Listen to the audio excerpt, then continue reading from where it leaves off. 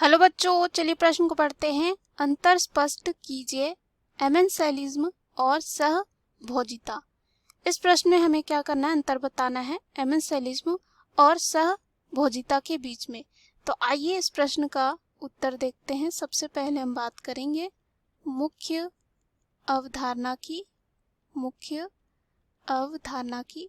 तो यहाँ पे जो है मुख्य अवधारणा हो जाएगा एमेंसेलिज्म यानी कि असहभोजिता। एमेंसेलिज्म को कहा जाता है असहभोजिता और दूसरा जो हो जाएगा यहाँ पे सहभोजिता। तो ये दोनों क्या होते हैं, इसको एक एक करके देखेंगे। सबसे पहले हम बात करते हैं असहभोजिता। तो यह जो है क्या होती है, दो प्रजातियों के बीच एक पारिस्थितिक संपर्क को संदर्भित करता है। लेकिन यहाँ पे क्या होते हैं, दो अलग अलग प्रजातियों के जीवों के बीच इस संबंध में क्या होता है, एक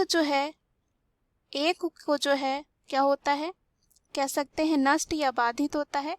यानी एक जो प्रजाति होगा या जीव होगा उसको होता है नुकसान, क्या होता है नुकसान। और दूसरा जो यहाँ पे होगा, दूसरा जो प्रजाति होगा वो अप्रभावित होगा। क्या होगा, अप्रभावित होगा। यानी कि या तो ना ही उससे नुकसान होगा ना ही यहाँ पे कोई लाभ होगा, तो अप्रभावित होगा। तो हम ऐसे कह सकते हैं कि यहाँ पे तो अलग अलग प्रजातियों के जीवों के बीच इस संबंध में क्या होता है, एक नष्ट या बाधित होता है, दूसरा जो है अप्रभावित रहता है। इसके अलावा अगर हम बात करें असममित प्रतिस्पर्धी बातचीत को संदर्भित करने के लिए जो है अक्सर हम क्या करते हैं, असहभोजिता यानी कि एमेंसेलिज्म का उपयोग किया जाता है। उसके बाद अगर हम सहभोजिता की बात करें तो यहाँ पे क्या होती है, यह जो होती है सहभोजिता में क्या होता है कि जब, या ऐसे कह सकते हैं कि यह जो होती है ऐसी पारस्परिक क्रिया है जिसमें एक जाति जो होती है, एक जाति या कह सकते हैं प्रजाति को जो है लाभ होता है, क्या होता है लाभ होता है। और दूसरी को जो है, दूसरी जो होगी यानी कि दूसरा जो होगा यहाँ पे ना ही लाभ होगा ना ही हानि होती है। यानी कि यहाँ पे कुछ नहीं होगा, प्रभावित नहीं होगा, ना ही लाभ होगा ना ही क्या होगा, हानि होगा। मतलब एक को जो है लाभ होगा और दूसरा जो होगा ना लाभ होगा ना हानि।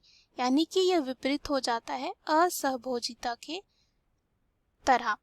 तो अगर हम बात करें यहाँ पे उदाहरण की, तो उदाहरण अगर हम लें सहभोजिता में तो ले सकते हैं जैसे कि आम की शाखा पर उगने वाला जो ऑर्किड होता है, तो ऑर्किड को यहाँ जो है लाभ मिल रहा होता है, लेकिन जो आम होता है उसे ना ही लाभ होता है ना ही हानि होता है।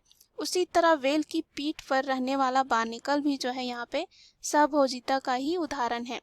अगर हम यहाँ पे बात करें इसके उदाहरण की, असहभोजिता की, तो यहाँ पे हम ले सकते हैं जो काले अखरोट होते हैं, जो काले अखरोट होते हैं वो क्या करते हैं, उनकी जड़ें जो हैं जुगलून छोड़ती हैं। क्या छोड़ती हैं, जुगलून को जो है छोड़ती हैं।